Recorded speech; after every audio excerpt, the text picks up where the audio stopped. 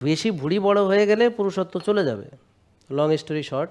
কারণ অ্যারোমাটাইজড হবে, টেস্টোস্টেরনগুলো অ্যারোমাটাইজড হয়ে আপনি মেলই হয়ে যাবেন, পুরুষের মতো আর থাকবেন না, মেয়েদের মতো ব্রেস্ট হবে, এতে বলে গাইনোকোমেশিয়া। এত বড় ভুঁড়ি হবে, দেখতে মনে হবে যে কয়েক মাস হয়েছে।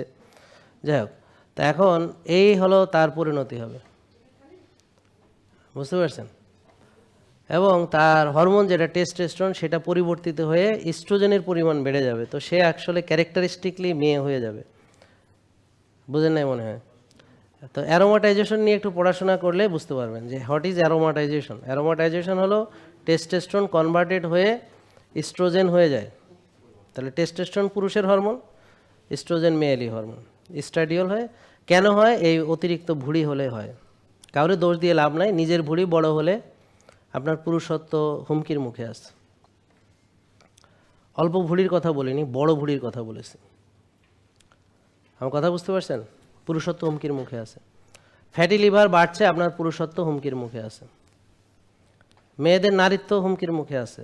পিসিওএস পিসিওডি, ইরেকটাইল ডিসফাংশন পুরুষদের, মেয়েদের পিসিওএস পিসিওডি। পুরুষদের ইডি আর মেয়েদের পিসিওডি। জেকে লাইফস্টাইল লিমিটেড, ওষুধ মুক্ত সুস্থ জীবন।